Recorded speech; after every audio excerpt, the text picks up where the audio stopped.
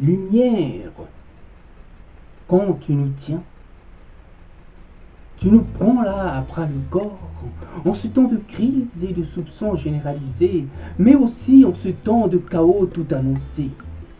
Voilà que tu nous portes si bien sur tes épaules que tu nous pousses à voir bien plus loin que le commun de mortels, comme il en fut le cas au temps des Lumières.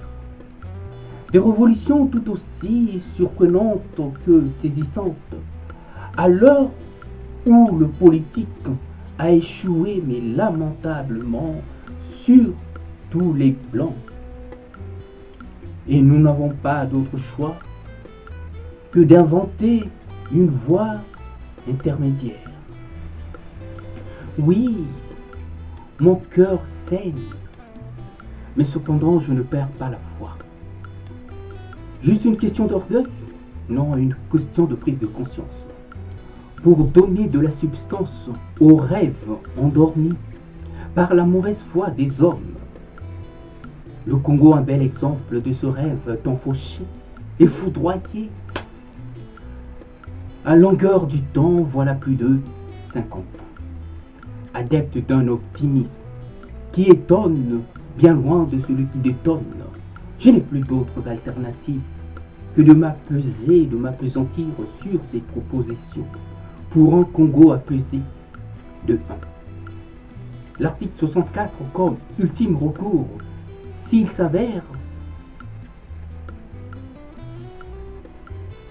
qu'il ne respectait pas les arrêtés constitutionnels. De 2, une transition en bonne et due forme dans un Congo apaisé, selon les règles de l'art, qui n'est autre que les arrêtés constitutionnels, quitte à trouver là un compromis sur la personne qui devrait mener à terme cette transition. Une personnalité qui ferait l'unanimité. Et beauté en touche, le locataire actuel qui ne doit que se conformer à la Constitution. Une transition, mais une transition de courte durée de moins de 2 ans, donc dans un temps bien défini. Le président de cette transition ne pourra pas se présenter aux prochaines élections, ainsi que son Premier ministre. 4. Toutes les composantes de la classe politique devraient être représentées dans ce gouvernement pour qu'il n'y ait pas de malentendus et sans autant oublier la diaspora qui devra en être représentée. Question d'éviter toute mauvaise interprétation du genre d'un don de la farce. Aucun militaire ne doit occuper de fonction ministérielle.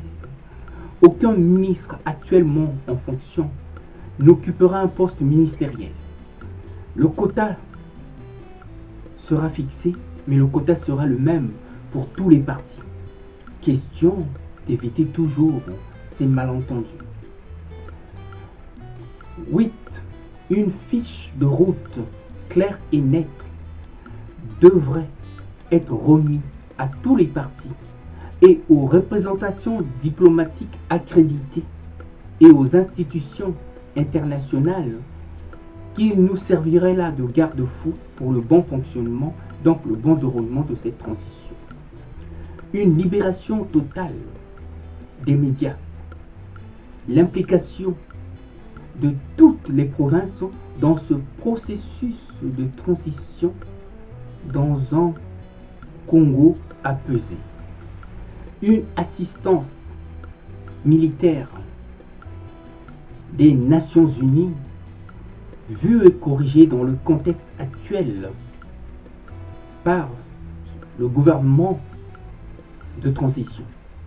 Une mise à plat des accords de défense et militaire avec nos partenaires actuels. Ce n'est là qu'un panel de propositions que nous pourrions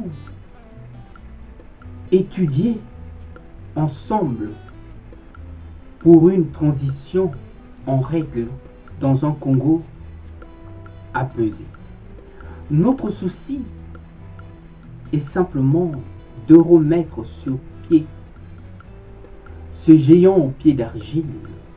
Oui, ce Congo tant meurtri par des décennies de violence et de pillage à tout va.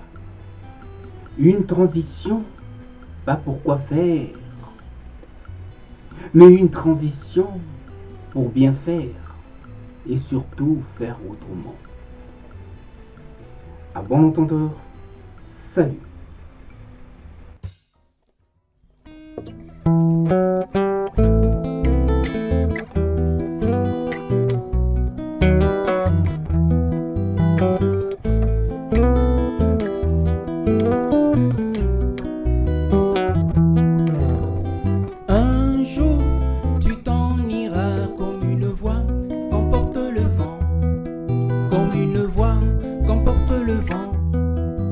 Au-delà des mers, un jour tu t'en iras comme une voix qu'emporte le vent, comme une voix qu'emporte le vent, au-delà des mers.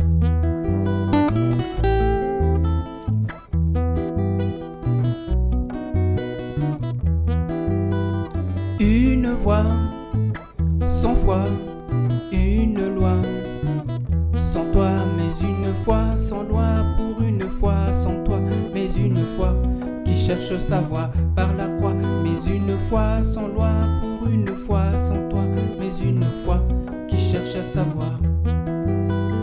Plus de droit, de roi, ni de mots, de bourgeois, que des mélopées d'amour pour assouvir ma passion, telle est ma plus belle hymne d'amour.